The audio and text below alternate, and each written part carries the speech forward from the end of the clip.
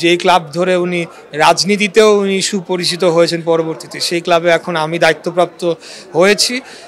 এলাকাবাসী এবং যারা ওইখানকার ক্লাবের যারা পৃষ্ঠপোষক তারা আমাকে ডেকে নিয়ে গিয়ে দায়িত্ব দিয়েছেন, সে অত্যন্ত গর্বের বিষয় তো বটেই। এটা একটা অন্যরকম অনুভূতি ছিল এই কারণেই যে কারণ আপনারা জানেন যে বিগত 17 বছরে এই ক্লাব থেকে শুরু করে মসজিদ থেকে শুরু করে পাড়া মহল্লার ছোট ক্লাব বলেন বা জাতীয় লেভেলের ন্যাশনাল ক্লাব সব কিছুই কিন্তু আওয়ামী লীগের দখলে চলে গিয়েছিল।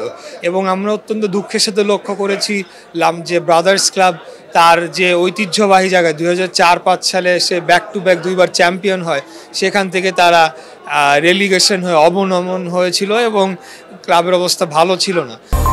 অ্যাঞ্জেলিক ফ্রেশ এয়ার ফ্রেশনার মুহূর্তেই মন মাতানো মনোরম সুবাস জাগিয়ে তোলে এক স্নিগ্ধ অনুভূতি। অ্যাঞ্জেলিক সেইখান থেকে যখন একটি অভ্যুত্থান পরবর্তী সময়ে আবার ক্লাব তার যারা এই ক্লাবের সাথে ওতপ্রোতভাবে জড়িত তাদের হাতে ক্লাবের ম্যানেজমেন্ট ফেরত যায় এবং সেখানে আওয়ামী মুক্ত হয়, তো সেই অনুভূতিটা একরকম ছিল।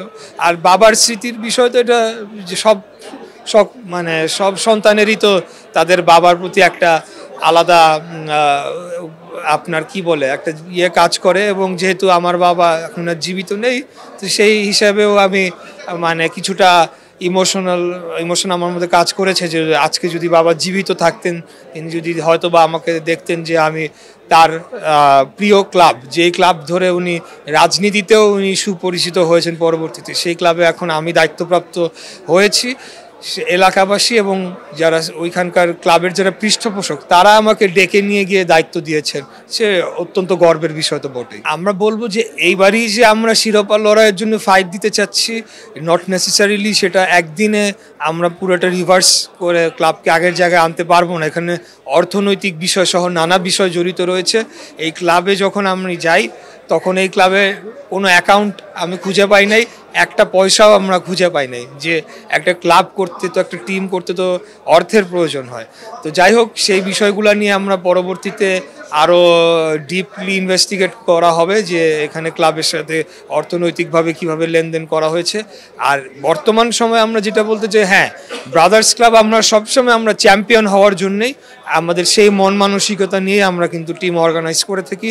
আমাদের যতটুকুই ক্যাপাসিটি থাকুক না কেন, যতটুকু সীমাবদ্ধতার মধ্যে আমরা টিম করি না কেন, উই অলওয়েজ থিঙ্ক যে আমরা 1 নম্বর ক্লাব হিসেবে বাংলাদেশে প্রতিষ্ঠিত হতে পারি এবং আমরা চ্যাম্পিয়ন হওয়ার জন্য আমাদের ফাইটটা আমরা করে যাব। এখানে বিশেষ কিছু পন্থা রয়েছে। ম্যাচ ফিক্সিংয়ের প্রবলেমটা আপনি জানেন যে এটা গ্লোবাল একটা প্রবলেম। তো আমি যখন আমি তামিম ইকবালের উদাহরণই দিচ্ছিলাম যে ওনার সাথে যখন কথা বলছিলাম এই বিষয়ে উনি বেশ কিছু ওনার ধারণা রয়েছে এবং এটাকে কিভাবে রোধ করা যায় সেটার জন্য কর্তৃপক্ষের পক্ষ থেকে যথাযথ ব্যবস্থা নিয়ে সেটাকে কমিয়ে আনা এবং সেটাকে সীমিত করে ফেলা। কারণ আপনি কোনো ক্রাইমই পৃথিবীর 100% আপনি হয়তো বা সেটাকে করতে পারবেন না, কিন্তু সেটাকে খুব লিমিট করে আনা যায় যাতে করে পুরোপুরি ওভারঅল স্পোর্টসের যে নেগেটিভ ইফেক্ট সেটার রেশিওটা কমিয়ে আনা যায়। সেরকম কিছু পদক্ষেপ আমাদের মধ্যে আলাপ হয়েছে, সেটার বিস্তারিত আমরা আপনাদেরকে হয়তো বা পরবর্তীতে আরও জানাতে পারবো। ডেফিনেটলি এই ধরনের পরিকল্পনা আমি মনে করি ব্রাদার্সের এটা পুরনো একটা প্রজেক্ট। এইখানে আমাদের একটা মাঠ রয়েছে, সেই মাঠটিকে আমরা একটা স্ট্যান্ডার্ড মাঠ হিসেবে গড়ে তুলতে চাই যে সেখানে কোনো আমরা ছোটোখাটো যাতে ম্যাচও যাতে হোস্ট করতে পারি সেরকম একটা জায়গায় নিয়ে যেতে চাই।